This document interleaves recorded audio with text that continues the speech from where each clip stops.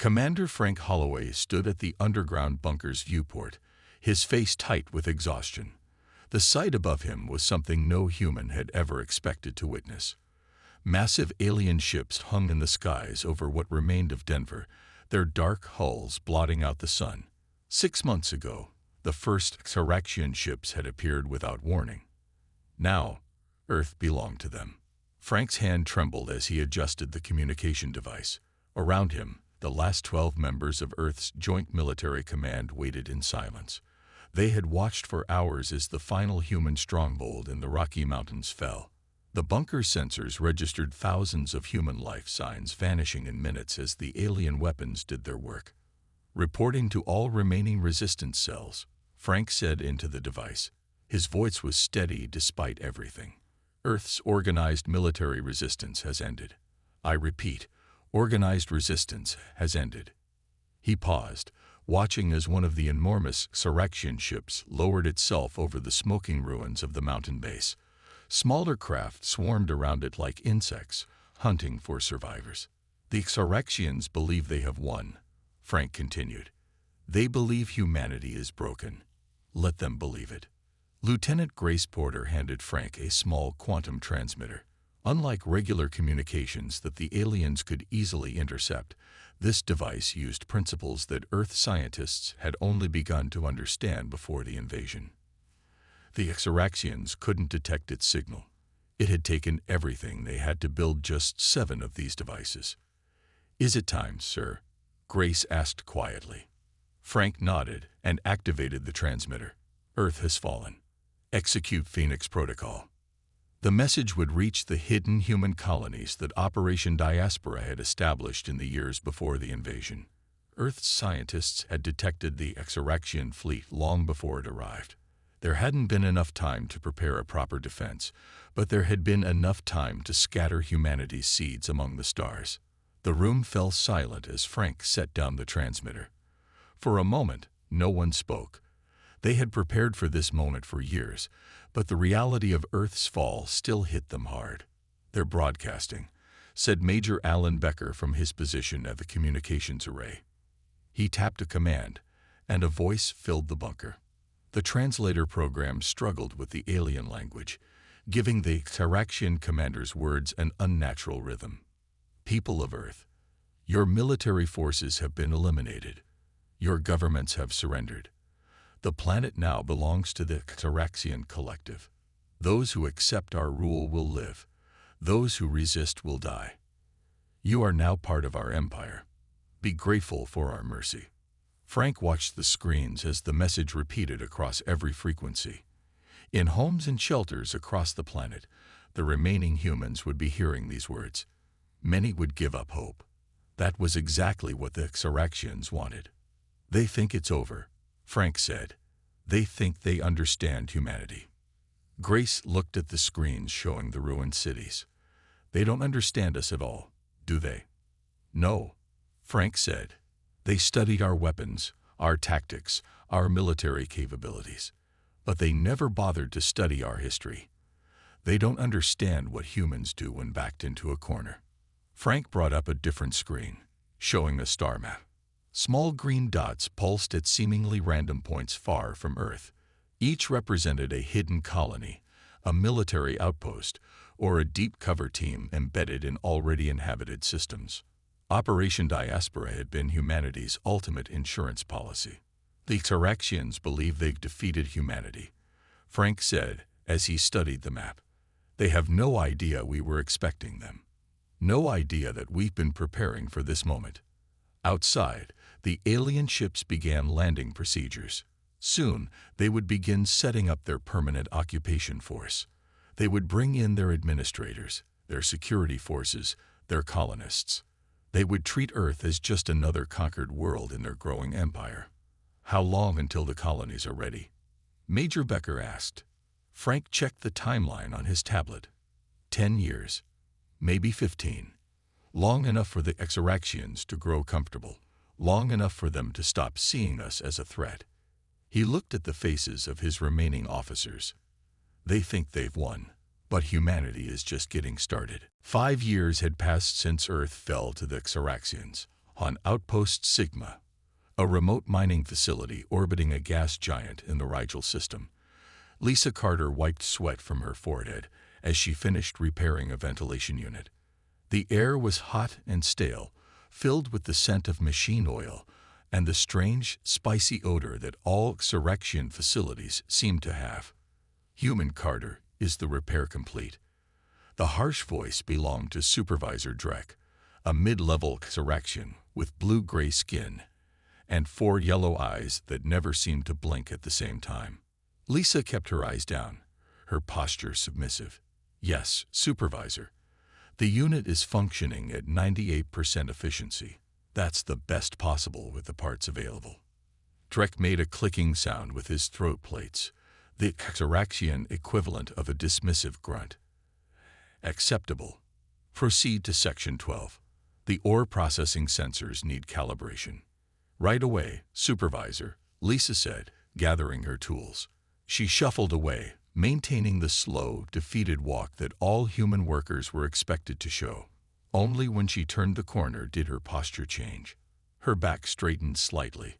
Her eyes became alert, scanning for surveillance devices. In truth, Lisa Carter was Captain Lisa Carter of Earth's Special Operations Division. For 5 years, she had lived as a simple maintenance worker, one of thousands of humans the Xerexians had transported off Earth to work in their facilities across the Empire.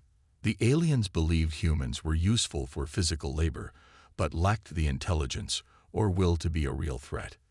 Lisa reached Section 12 and began working on the sensors. While her hands moved through the familiar motions, her mind was elsewhere. 3 days ago, she had received the message she had been waiting for. Earth has fallen. Execute Phoenix Protocol.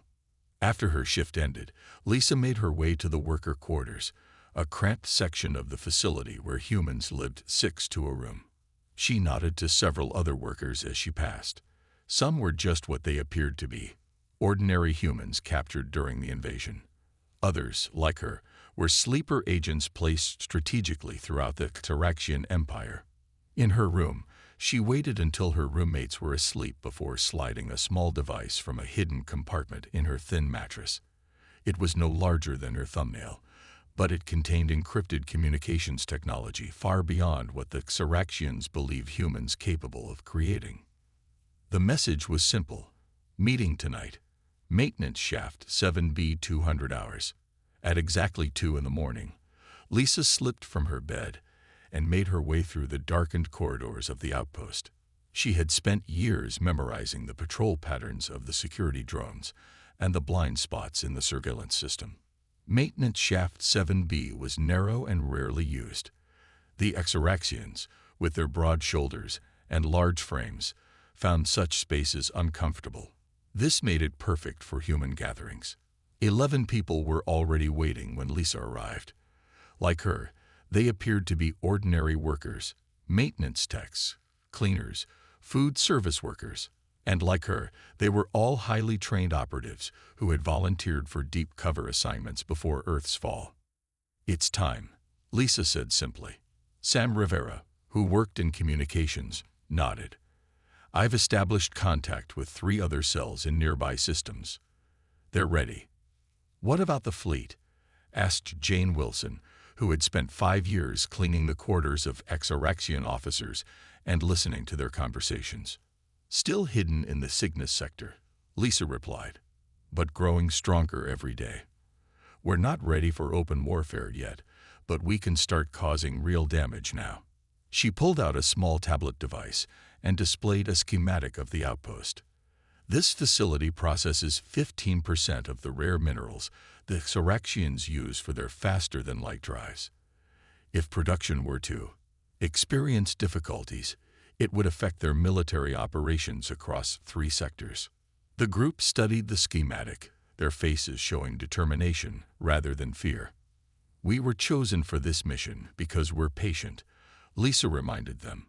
For 5 years, we've been gathering intelligence, mapping their systems, identifying weaknesses. Now we start exploiting those weaknesses, not big enough for them to suspect organized resistance, but enough to strain their resources. She looked at each face in turn. The Xeraxians think they defeated humanity. They have no idea that we're just getting started. John Reeves knelt in the soft purple soil of High Commander Krextor's garden, carefully pruning the strange alien plants that grew there. The sweet scent of the red flowers filled the air as he worked. On the planet Vex Prime, the heart of the Xeraxian Empire, John had spent 3 years tending these gardens. The eastern beds look exceptional today, human, said High Commander Krextor, approaching with slow, measured steps. The Xeraxian leader was taller than most of his kind, with skin the color of burnished copper and ceremonial markings etched into the plates that covered his face. John bowed his head respectfully. Thank you, High Commander. The new fertilizer mixture is working well. Krextor made a sound like stones grinding together, a Xeraxian expression of pleasure. You understand these plants better than any of my own kind. It is curious that a species as primitive as yours can have such specialized talents. I simply pay attention to details, High Commander, John said, keeping his voice humble. The Xeraxian leader studied John for a moment. If only all humans were as accepting of their place as you. Reports from the outer colony speak of difficulties with your kind. John kept his expression neutral. Most humans understand the benefits of Xeraxian rule, High Commander. Yes, most do, Krextor agreed. Continue your work. I have meetings to attend. After the High Commander left, John continued working in the garden for another hour. He maintained a careful, unhurried pace. The Xeraxians valued precision over speed, and John had spent years perfecting his role as the perfect human servant, respectful, meticulous, and seemingly content with his place. None of the aliens suspected that before the war, John Reeves had been one of Earth's top computer security experts, or that he now had access to more sensitive information than any other human in the Empire. When the garden work was done, John moved to his next task, cleaning the communication systems in the High Commander's private quarters. This was the real reason he had worked so hard to earn his position. The Xeraxians didn't believe humans could understand their advanced technology, so they saw no risk in having a human clean these sensitive areas. Alone in Krextor's communication room, John quickly accessed the terminal while appearing to dust its surface. He inserted a small device into a port, hidden from the room's security cameras by his body. The device would look like routine maintenance to any system scans, but would actually install a dormant virus into the military network. The Phoenix Protocol was now in effect.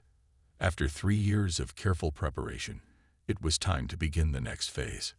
That evening, in his small living quarters, John received an encrypted message on a device hidden in his mattress. First spark ignited. Fire spread slowly. It was confirmation that operations were beginning across the Empire. John wasn't the only deep-cover agent in a sensitive position. There were others like him on 57 different Xeraxian worlds. The plan was elegant in its simplicity. No dramatic attacks. No open rebellion. Just a series of small problems. Shipments lost due to clerical errors. Communication delays caused by equipment failures. Occasional power outages in non-critical systems. Nothing that would point to sabotage, but together these small issues would slowly strain the Empire's resources. John composed a reply. Garden fertile. Seeds planted. He thought about the day's conversation with High Commander Krextor. The Xeraxian had mentioned difficulties with humans in the outer colonies. The resistance was already having an effect. The aliens had made a fundamental mistake in their conquest of Earth. They had studied human weapons, human technology, and human military tactics. But they had never truly understood human nature, the stubborn resilience, the endless adaptability, the refusal to accept defeat. From his window, John could see the grand Xeraxian capital spread out below, its towering spires and massive structures a testament to their power. They had built an empire spanning 17 star systems. They believed themselves invincible. They think they've won, John whispered to himself. They have no idea we're just getting started. 8 years had passed since Earth fell to the Xeraxian collective.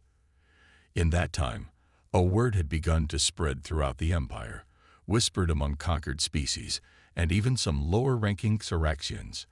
That word was Phoenix. Susan Miller walked the gleaming corridors of the Xeraxian diplomatic vessel Eternal Glory, with her head slightly bowed, carrying a stack of translation devices. As the ship's human translator, she had access to conversations between Xeraxian officials and representatives from other species in the Empire. Translator, attend, called Sub-Commander Zex as Susan passed a meeting room. She entered and bowed to the 4 Xeraxians seated around a holographic display. "There has been another incident," Zex said, his voice tight with frustration. "A supply ship vanished in the Proxima sector. The 3rd this month." Susan kept her expression neutral as she activated her translation device. "Would you like me to record this meeting, Sub-Commander?" "Yes," Zex replied, barely glancing at her. Like most Xeraxians, he viewed humans as useful but unremarkable tools. The High Command demands answers about these disruptions. As the meeting progressed, Susan learned that the problems facing the Empire were growing. Supply lines were being disrupted. Key infrastructure was failing at crucial moments. Even more concerning to the Xeraxians, several of their military leaders had died recently from what appeared to be natural causes. Susan translated faithfully, adding no comments of her own. But beneath her calm exterior, she processed every piece of information. In truth, she was Captain Susan Miller of Earth's Intelligence Division, and she coordinated attacks across multiple sectors of the Empire. After the meeting, Susan returned to her small private quarters. As a translator, she was granted this rare luxury because the Xeraxians needed her well-rested and focused. Once alone, she removed a panel from the wall and took out a communications device far more advanced than anything the Xeraxians believed humans capable of creating. She sent a secure message: "Phoenix operations effective. Enemy confused and responding poorly. Proceed to next phase."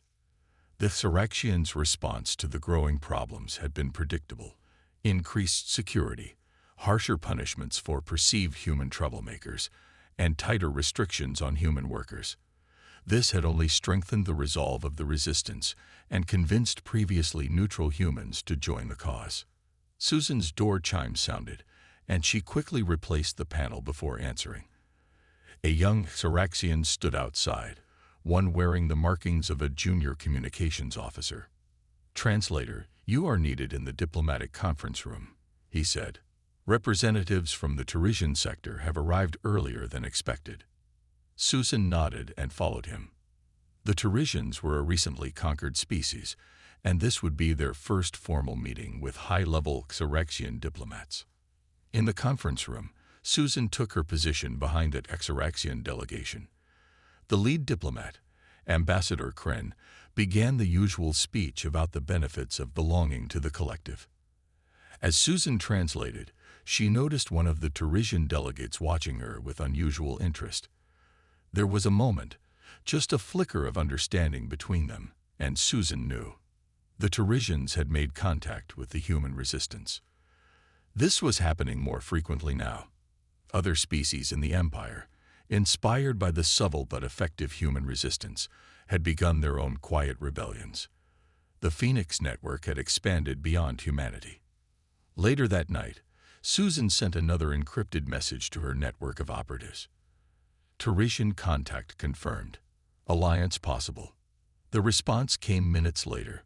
"Fleet construction at 60%. Estimated completion in 7 years." Susan smiled as she deleted the messages. Somewhere far beyond Xeraxian space, in the remote Cygnus sector, humanity's hidden shipyards were building a fleet.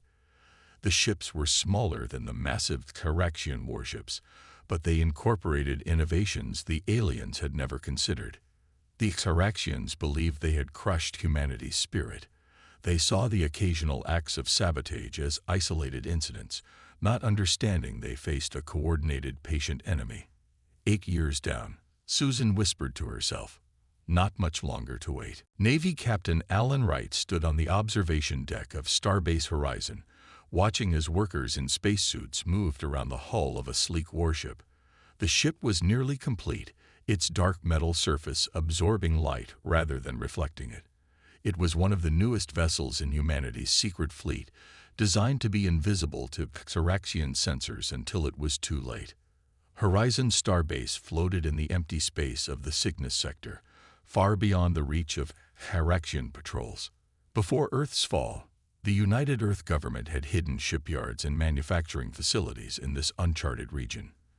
For 10 years, these facilities had been building advanced warships using technology both human-designed and reverse-engineered from captured Xeraxian vessels. "Beautiful, isn't she?" said a voice behind Ellen. He turned to see Admiral Patricia Vega, who had just arrived from another hidden colony. She was one of the few remaining high-ranking officers from Earth's original fleet. "The Swift Vengeance," Alan nodded. "Fastest ship we've built yet. The stealth systems are fully tested and operational." Patricia studied the ship with critical eyes. "How many does that make now?" 67 completed vessels," Ellen replied. 6 more in final stages of construction." The Admiral nodded, satisfied. "Small compared to the Xeraxian Armada, but our ships have advantages they don't expect." The two officers walked from the observation deck to a secure meeting room. The walls were lined with screens showing status reports from across human space, the hidden colonies, manufacturing centers, and training facilities that had been operating in secret for a decade. "I'd just come from New Haven," Patricia said as they sat down. "The agricultural yields are up 20% this year. We can support more troops now." New Haven was one of the largest hidden colonies established on a fertile world deep in unexplored space.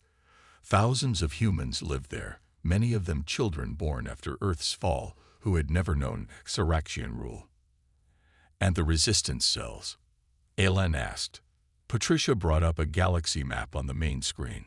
Small lights pulsed across Xeraxian territory, each representing a human resistance cell. "They're ready." Susan Miller's network has been expanding. They'd been incredibly effective at sabotage while keeping a low profile. Ellen studied the map. "Have we received word from Holloway?"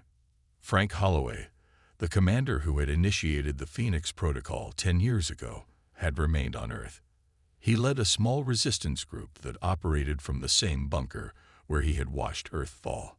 "His last message came through 3 days ago," Patricia said. "The Xeraxians are starting to tighten security on Earth.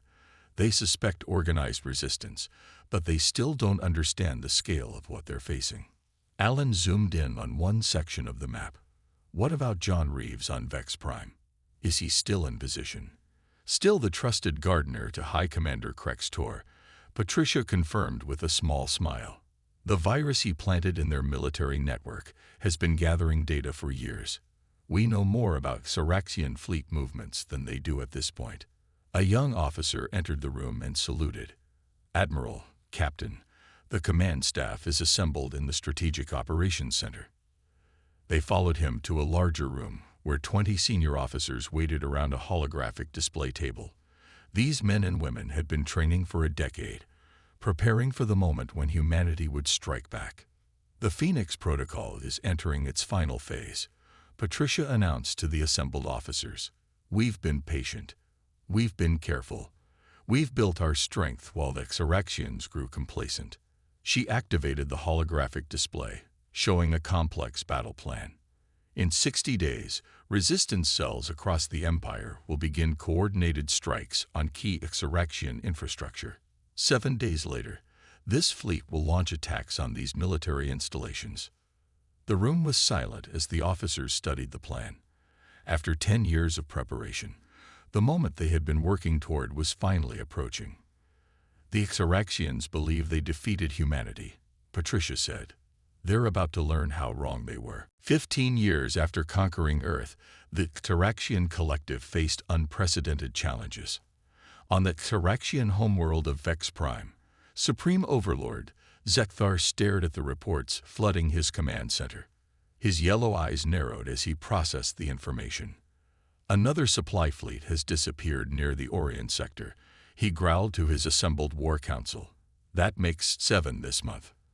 The council chamber was massive, with high ceilings and walls covered in the battle records of the Empire.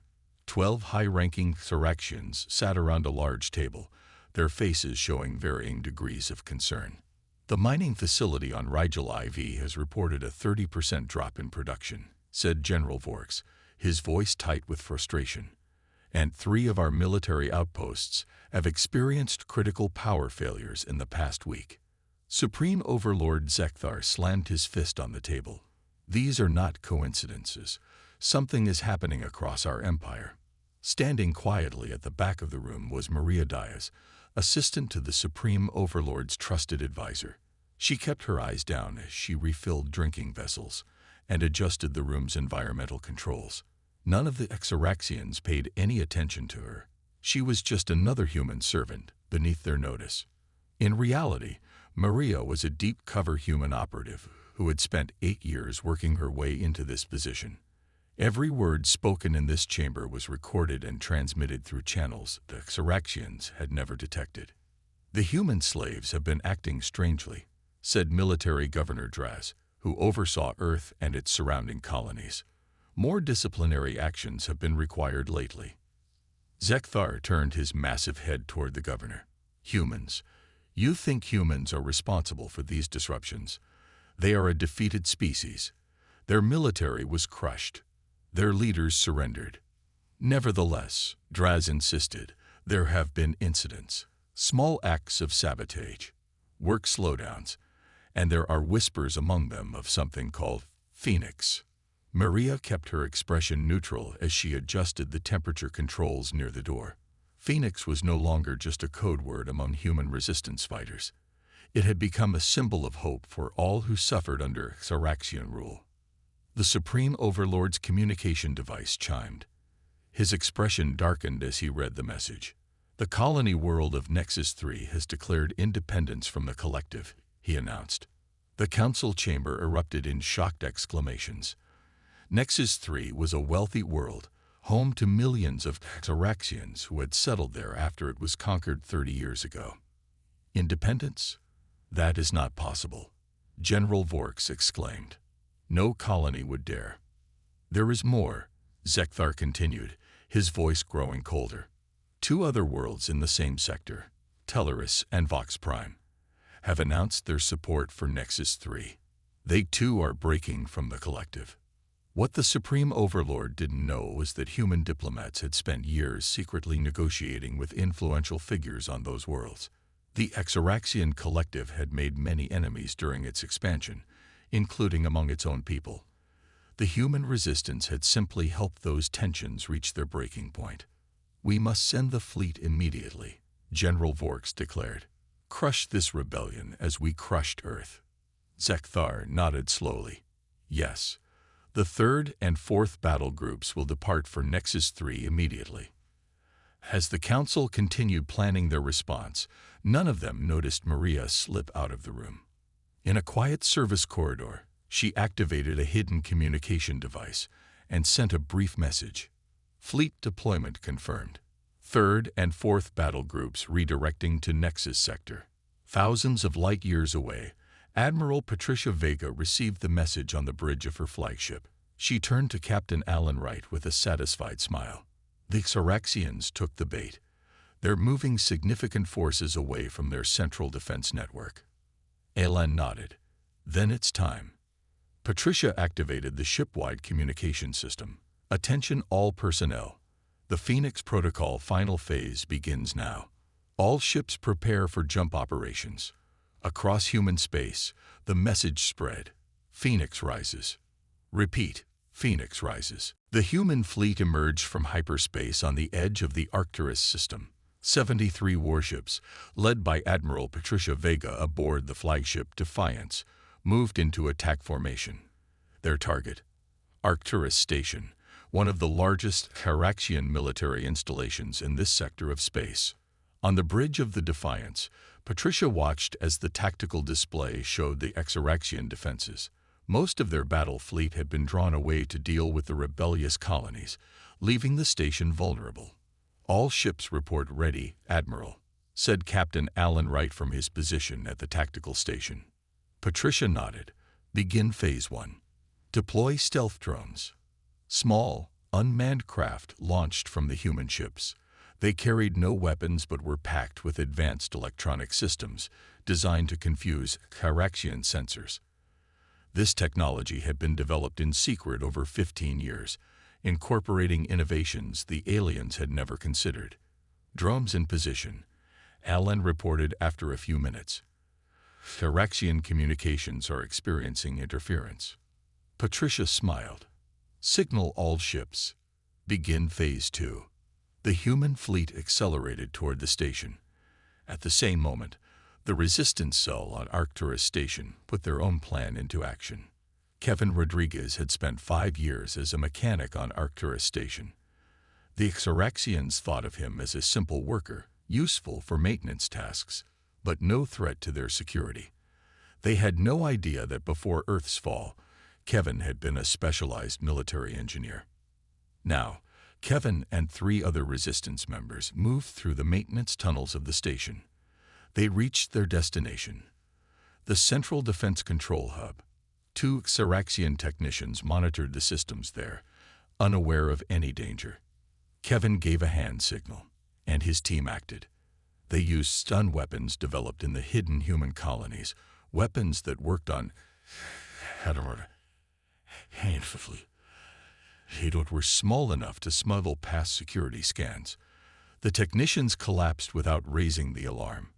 Working quickly, Kevin accessed the defense systems. He entered commands that had been carefully planned for years. Across an entire sector of space, Charaxian defense platforms began shutting down. Back on the Defiance, Alan reported, defense grid is down in sectors 7 through 12. Resistance team successful. Launch all fighters, Patricia ordered. Target their communication arrays first. Human fighters swarmed from the larger ships, streaking toward the station. They were smaller than Charaxian fighters, but more maneuverable. Their pilots had trained for this moment for years. The Charaxians scrambled to respond. Alarms blared across the station as they realized they were under attack. But with their communications disrupted and their defense grid partially disabled, their response was chaotic. Enemy ships launching, Alan reported. 30 fighters, 2 cruisers. Maintain formation, Patricia said calmly. Execute attack pattern Delta.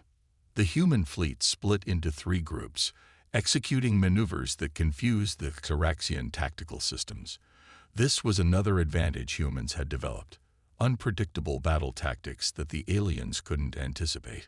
On 17 other worlds across the Empire, similar attacks began at the same moment. Human resistance cells disabled defense systems.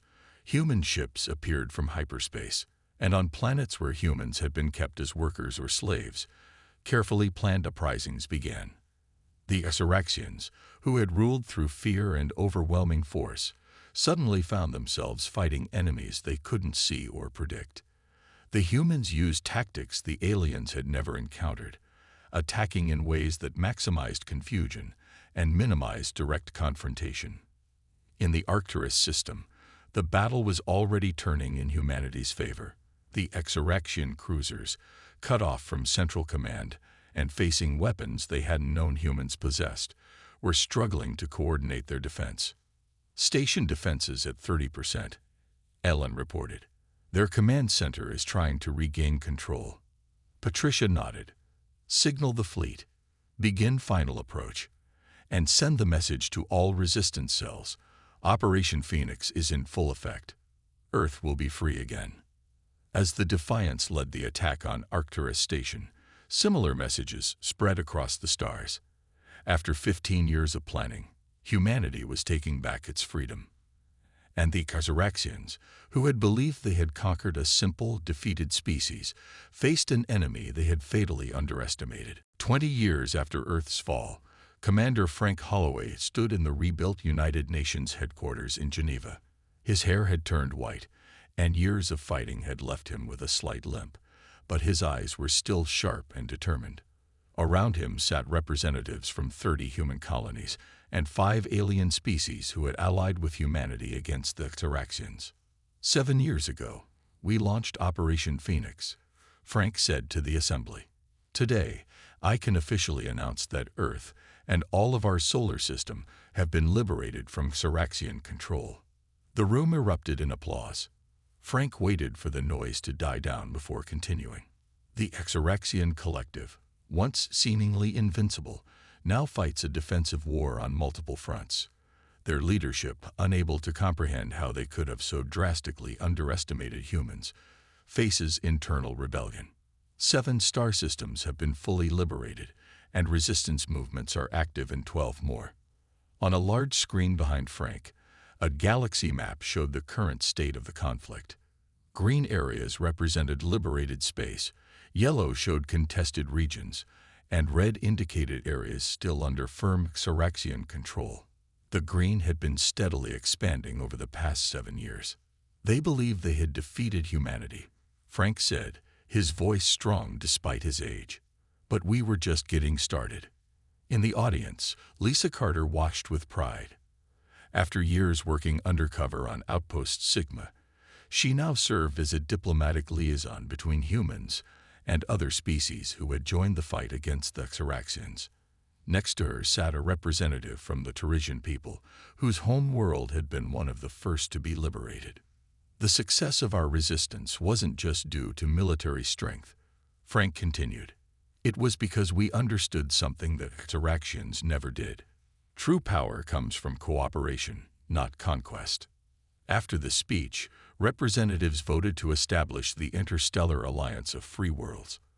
Unlike the Xeraxian collective, which had ruled through force and fear, the alliance would be based on mutual respect and cooperation.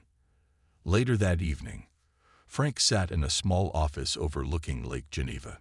The city still showed signs of the battle that had raged there 2 months earlier, but reconstruction was already well underway. Humans were good at rebuilding.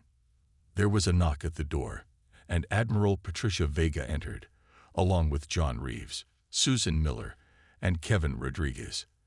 These 5 people had coordinated the resistance efforts across thousands of light years, often without direct communication for years at a time. "The Alliance Charter has been signed," Patricia said. 7 species working together, something that Xeraxians never thought possible. Frank nodded. "And the military situation?" John, who had spent years as a gardener on the Xeraxian homeworld before escaping during the chaos of the uprising, brought up a tactical display. "The Xeraxians are pulling back to their core worlds. Their fleet is still substantial, but they're losing allies daily. 3 more colony worlds have declared independence this week alone." "And Supreme Overlord Zekthar?" Frank asked. Susan smiled slightly.